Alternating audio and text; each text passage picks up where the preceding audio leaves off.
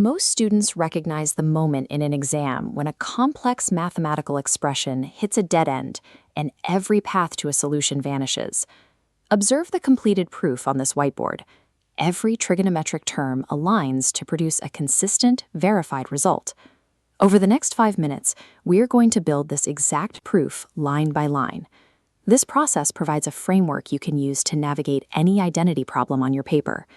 To start, you only need to keep one specific tool in mind, the Pythagorean identity, shown here in the orange box. Following a repeatable system makes the final solution a matter of executing specific logical steps.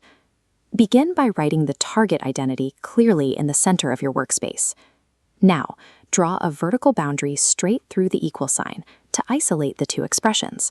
This creates two distinct workspaces, a left-hand side in blue and a right-hand side in green.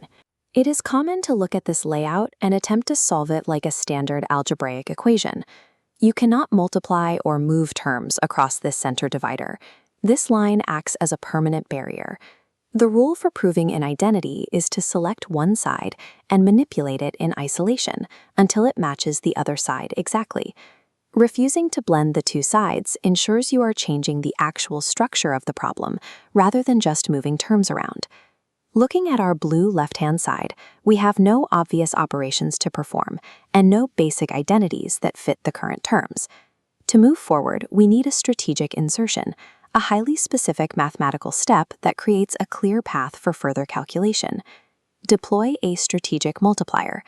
Multiply the top and bottom of the left-hand side by the quantity 1 minus cosine theta. Since the numerator and denominator are identical, this fraction is equal to 1. This changes how the expression looks without changing its value. When we multiply the bottom terms, the expression expands to form 1 minus cosine squared theta.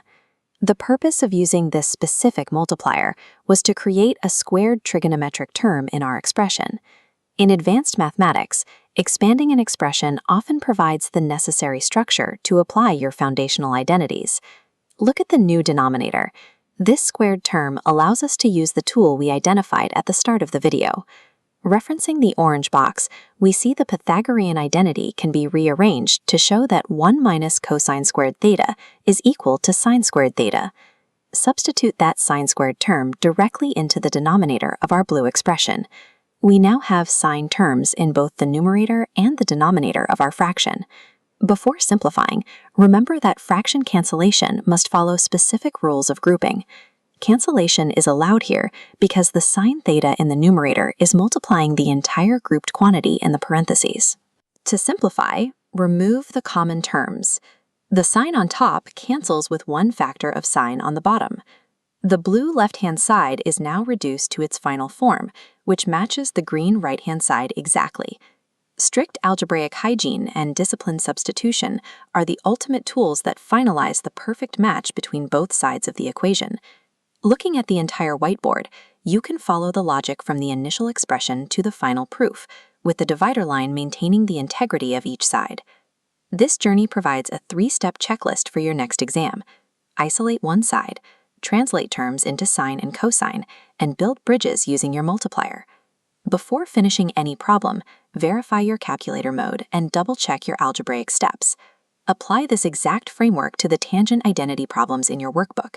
Consistent repetition will make these transitions automatic. Trigonometric identities function as predictable structures that respond to consistent engineering.